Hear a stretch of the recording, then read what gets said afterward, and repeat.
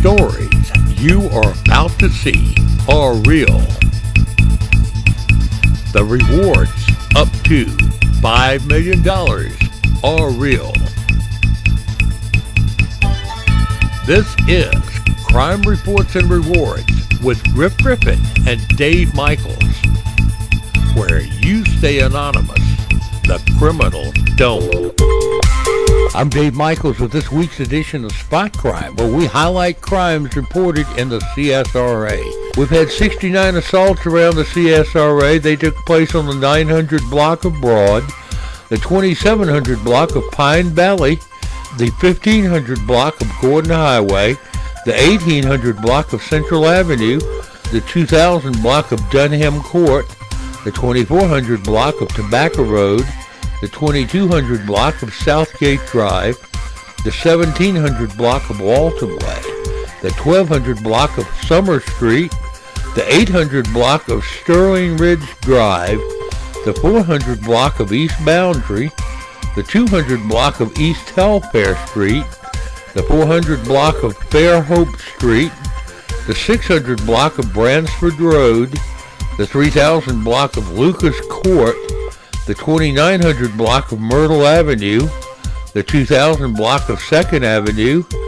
the 900 block of Fayetteville Drive, Marge Street, the 2000 block of Virginia Avenue, the 1300 block of Laurel Street, the 2600 block of Richmond Hill Road, the 3400 block of the Mike Paget Highway, the 200 block of Boy Scout Road, the 2100 block of Ellis Street, the 1800 block of Green Street, the 3100 block of Collier Road, the 1700 block of Martin Luther King Boulevard, the 1100 block of Broad Street, the 2300 block of Wrightsboro Road, the 3500 block of the Mike Paget Highway, the 500 block of Blum Street, the 1700 block of the Gordon Highway, the 2500 block of Milledgeville Road, the 200 block of Fox Trace Drive, the 400 block of Hale Street, the 3400 block of Chadbourne Street, the 3300 block of Blanchard Road, the 2600 block of Blueberry Drive, the 1500 block of Hurd Avenue, the 4500 block of Frank Warren Drive, the 2400 block of Acapulco Drive, the 2100 block of Gatewood Drive, the 2300 block of Overlook Road, the 1700 block of Old Savannah Road, the 1400 block of Johns Road, the 3600 block of Monmouth Drive, the 2600 block of Cranbrook Drive, the 2600 block of Billings Road, the 3600 block of Wheeler Road, 11th Street, the 400 block of East Boundary, the 700 block of Crawford Avenue, the 2000 block of Old Savannah Road,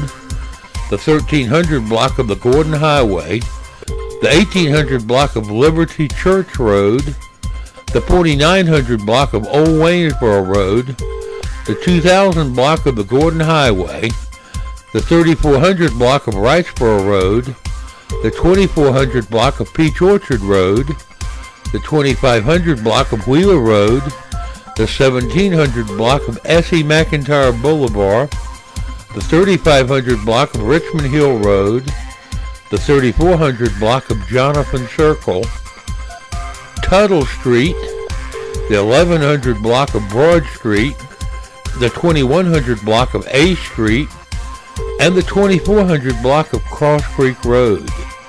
We've had 29 burglaries on the 1300 block of Laurel Street, the 3800 block of Mike Paget Highway, the 2900 block of Dalish Drive, the 1000 block of River Ridge Drive, the 1300 block of Swanee Quintet Boulevard, the 1500 block of Verity Street, the 200 block of the Robert C. Daniel Parkway, the 2800 block of Lumpkin Road, the 1400 block of Daisy Lane, the 1300 block of Baker Avenue, the 300 block of Brandywine Place, the 2100 block of Stevens Road, the 2300 block of Redwood Drive, the 1800 block of Wiles Road, the 2300 block of Henry Court, the 2000 block of the Gordon Highway, the 2700 block of Tobacco Road,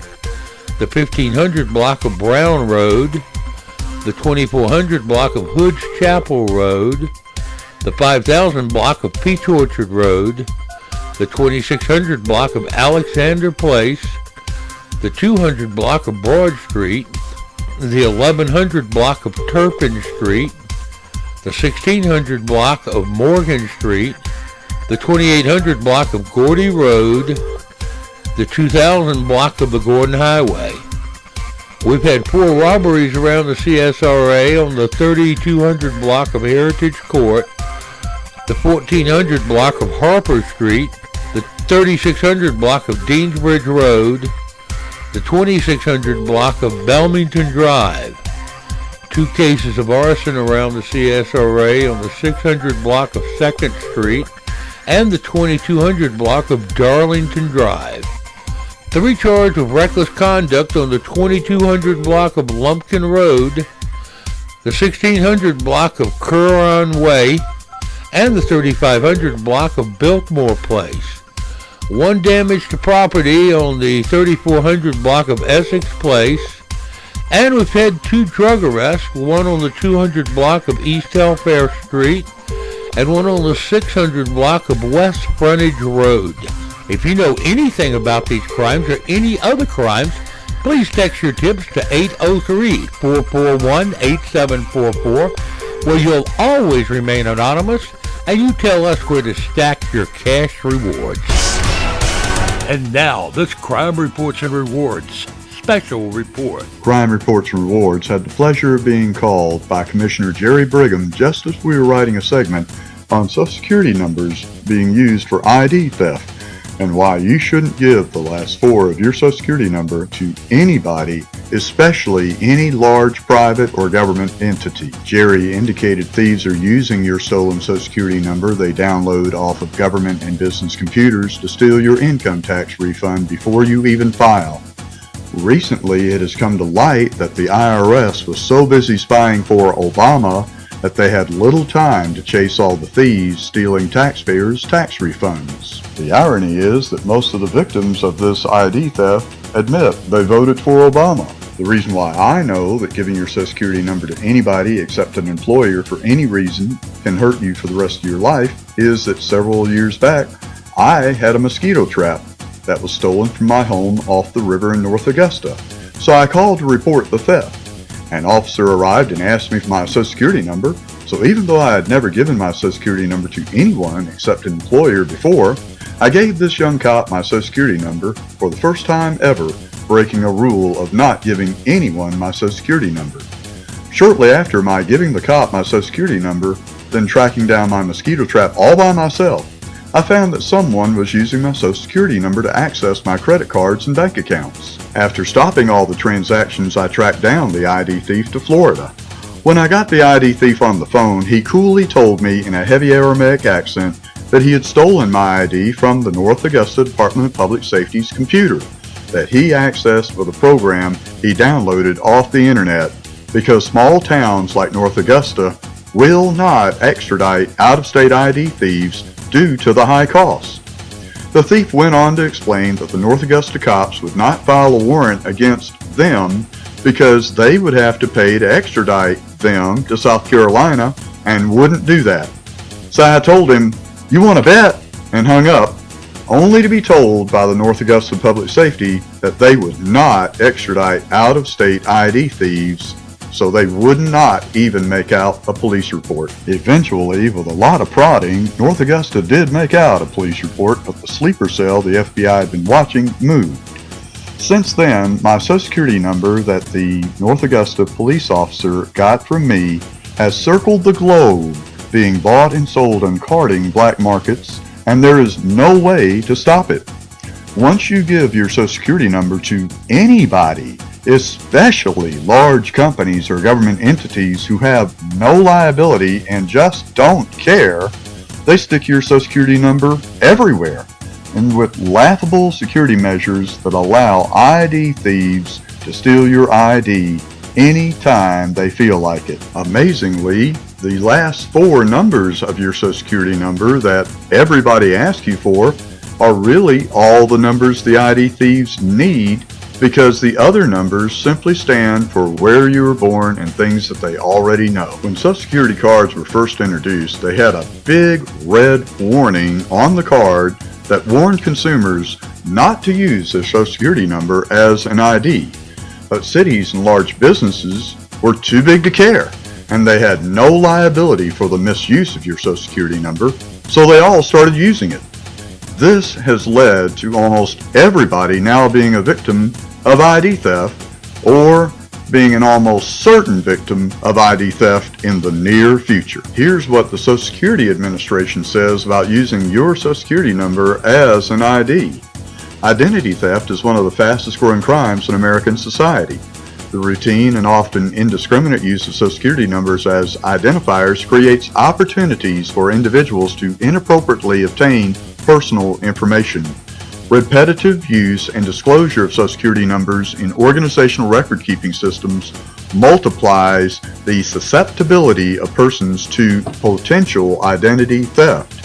Through misuse of Social Security numbers, individuals are subject to the danger of identity theft and its repercussions.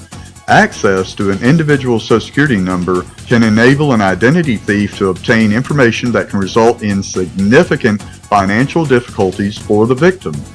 While this can be disruptive for the individual, it can also lead to civil liability for the organization and its individual employees if someone is harmed by the information that has been made available to others. Alternate identifiers, not necessarily a foreign concept. An organization's collection and use in Social Security numbers can increase the risk of identity theft and fraud. Each time an individual divulges his or her Social Security number, the potential for a thief to illegitimately gain access to bank accounts, credit cards, driving records, tax and employment histories, and other private information increases. Because many organizations still use Social Security numbers as the primary identifier, exposure to identity theft and fraud exploded. We strongly urge all organizations that use Social Security numbers as the identifier in their record-keeping systems to use alternate identifiers. In recent years, a number of nationally known professional businesses and schools have moved from a Social Security number-based identification system to an alternate employee-student identifier. In fact, in our region, which includes Maryland, Pennsylvania, Virginia, West Virginia, Delaware, and the District of Columbia, many places have found the cost of this conversion to be reasonable. Some have also stated that the increased peace of mind for all concerned has made any cost worthwhile. A good example for using an alternate identification number relates to foreign-born students. Foreign students who do not have jobs or valid job offers are no longer eligible for Social Security numbers under SSA regulation changes published in September 2004. Various educational institution record systems had to be changed to handle these students under alternate ID numbers. The Social Security Administration wants companies and governments too big to care to listen very carefully to their best practices. Assign another primary identifier. Organizations should avoid using Social Security numbers as identifiers for any type of transaction. The Social Security number should only remain in a database as a secondary identifier. Organizations should exercise limited use of an individual's Social Security number. For example, when it's necessary for a school to verify students' identities when processing financial aid applications, use of an alternate identifier other than the Social Security number can reduce the risk of unauthorized disclosure of Social Security numbers. Inform your members. When identity data is required by your organization, you should provide the option of using another number as a personal identifier and address the importance of privacy of individual records. This topic should be discussed on organizational websites that are accessible to all members. Organizations that require identity information can also place a statement on the data request form regarding the state's Public Information Act. There are notably more articles and publications outlining the concerns and possible solutions to identity theft. Take action before something happens to inform your clients about alternate identifier systems. Data encryption. Organizations that maintain Social Security numbers in their system of records should consider encryption of this data. Encryption data is a good way to protect sensitive information. The federal government has required encryption of sensitive data stored on its laptops since the 2006 theft of computer equipment that contained data on 26.5 million veterans. You can take action to decrease the risk of improper Social Security number disclosure by staff and employees. Require that personnel handling documents containing confidential information sign a disclosure statement. For example, some educational institutions include references to the Family Educational Rights and Privacy Act and the fact that the handler of such documents may be subject to criminal prosecution and civil penalties, as well as disciplinary action by their employer if they allow confidential information to be disclosed. Establish staff responsibility. Some organizations have taken the step of creating a Chief Privacy Officer position for oversight of all issues involving record security, including protection of Social Security numbers maintained in the organization's files. Comply with state regulations or go to jail. If you're working for a company that's too big to care or a government that just doesn't care, many states have enacted laws that place certain restrictions on the use of Social Security numbers. Check with your state to see what's required before they haul you to jail. Here are some practices to avoid. Never list a Social Security number when posting a paper record, such as on a public bulletin board. Duh! Never send Social Security numbers via an electronic format like email. Duh-ho! Never have a computer login system where the person has to use their Social Security number. Duh! Never use Social Security numbers on ID cards. Never use Social Security numbers on postcards, for God help us all. Never store Social Security numbers on unprotected computer systems like all government employees do. Never carry a Social Security number card on your person. Resources. Preventing identity theft and effectively responding. The issue of improper or unnecessary use of Social Security numbers is still high on the public's radar.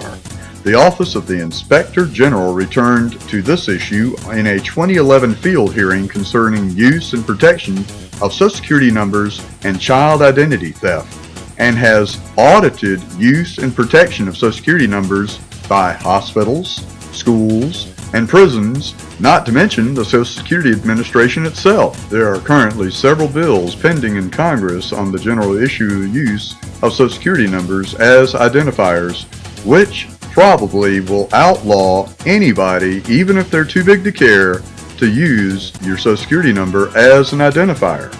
In the future, if even one of these bills pass, companies that are too big to care may go to jail for using your Social Security number as an identifier. If you want more information on safeguarding and preventing your Social Security number from being used to steal money from you as soon as you give it to anybody, go to the Social Security Administration's website at ssa.gov. On Tuesday, July 9th at 1300 hours, deputies responded to 1812 Sherrill Drive in regards to a home invasion. Upon arrival, it was learned that 3 unidentified black males entered the residence by forcing their way into the front door. You'll remember Crime Stoppers showed you a very simple tip on how to take a threshold and screw it into the faceplate so that whenever your door bolts into the side of your door, it's very hard to kick in your door or force open your door, just like this home invasion happened. Once inside, 2 of the 3 suspects ransacked the residence, while the 3rd suspect held the residence at gunpoint. The suspects were last seen fleeing the scene, traveling in a golden-colored Dodge Stratus with tinted windows and numerous items from the residence. The suspects are described as one black male who was 5'8", about 150 pounds, had a white t-shirt and khaki shorts with a white t-shirt wrapped over his face, brandishing an automatic handgun. The second suspect was a black male with a large frame, wearing black shorts with a khaki buttoned-up shirt and a white shirt wrapped around his face, brandishing an automatic handgun. The third suspect was a black male who was about 5'9" and 160 pounds, wearing a type of polo shirt, turquoise in color, with white stripes, blue jean shorts, and blue and white tennis shoes, and a white shirt wrapped around his face, brandishing an automatic handgun. There were no reports of injuries, although the family was traumatized and their piece has been stolen. Sheriff's investigators are currently investigating this incident. Further details involving this investigation may be seen by going to Facebook and searching for AugustaCrimeStoppers.org or Crime Reports and Rewards. If you think you know how police may find these home invaders, please call Sergeant Shane McDaniel at 706-821-1003. If you want cash, text or email your tip to tips@AugustaCrimeStoppers.org or text or call to 803-441-UP-HIGH, where you'll always remain anonymous. The rewards are up high, and you tell Crime Stoppers where to stack your cash. Now for an update on this home invasion. Augusta Crime Stoppers sent an eyewitness to the Richmond County Sheriff's Office to draw the faces of the three youths who home invaded this grandmother and her grandchildren. We have not heard back from the police or the eyewitness yet. Due to Augusta's rapidly growing home invasion and burglary trend, Augusta Crime Stoppers is offering for a limited time to any home invasion victim a free metal anti-home invasion strike plate. Laura Warren of News 12 wants to interview you while we install it. If you have been the victim of a home invasion, metal is installed where your door latches into the strike plate so your door bolt goes into the metal instead of wood. A normal door jamb is thin, soft wood that will not stand up to someone kicking it, so most homes in the area have less than 2 seconds to defend against anyone kicking their door. A metal strike plate allows you precious time to make your escape and call the cops while the home invaders stay busy trying to kick in your door. Augusta Crime Stoppers spoke with the grandmother of the three grandchildren after they were forced to lay on the floor while her house was robbed. She tells Crime Stoppers she's trying to flee the county and has not slept in that house since the home invasion. The jail report reports bicycle thefts have been a real problem in Augusta, but this one was caught on camera. The video is a bit lengthy, but at the end you see the thief riding away on the stolen mountain bike from 1321 Baker Avenue and the homeowner come running out in disbelief. It occurred at 10:35 a.m. Sunday, August the 11th. Watch it and see if you can make out the suspect. The bike is described as a black Trek Model 820 mountain bike, 21 speed with 26-inch rims. Know who he is? Please call anyone such as Investigator Calvin Chu at the Richmond County Sheriff's Office at 706-821-1080 or Crime Stoppers at 1-800-222-TIP or send your tip to tips@AugustaCrimeStoppers.org, where you can remain anonymous and you tell us where to stack your cash. The Columbia County Sheriff's Office says this black male used a cloned debit card to make 2 purchases July 11th at the Evans Target. The cloned card contained the debit card information belonging to a victim from Forest Park, Georgia. Recognize him? Please stop his crime spree by calling Captain Steve Morris of the Columbia County Sheriff's Office at 706-541-2800 or Crime Stoppers at 1-800-222-TIP or email your tips to tips@AugustaCrimeStoppers.org, where you can remain anonymous and you tell Crime Stoppers how and where you want your cash reward. And now, this Crime Reports and Rewards special report. Members of the Obama Nation are demanding the federal intervention in a past incident where a rodeo clown wore an Obama mask and asked the crowd if they'd like to see Obama be run down by a bull. Back when President George Bush was in office, a rodeo clown wore a George Bush mask and even enticed the bull into trampling the George Bush mask into the mud. No one spent millions of taxpayers' dollars to prosecute that guy. If the Obama Nation are granted their investigation on this incident, the American taxpayers are going to have to fork over a tremendous amount of money because of something a rodeo clown did. A rodeo clown. He's a rodeo clown. He's supposed to make fun of everybody. Do you think this investigation will be a waste of our money investigating a rodeo clown being a rodeo clown? Go to our Augusta Facebook page.org and post your opinion. Let us know.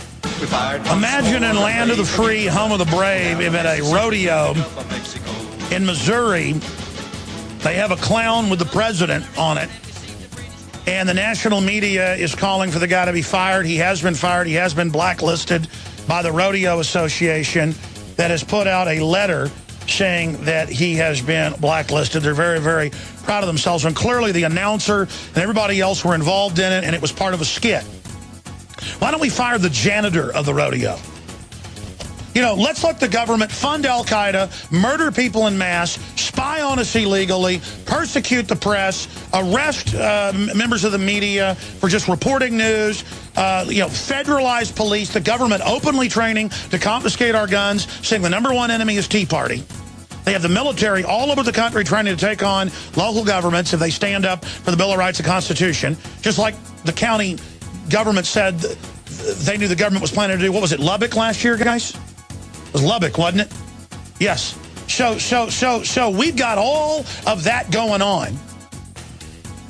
And meanwhile, the socialists and people don't like their dear leader, people making fun of him. And so now, don't worry, he's been blacklisted, don't worry. And they're saying it's racist now and all the rest of it. And this may even be staged. For all we know, we've caught him doing racist stuff to go after Rand Paul.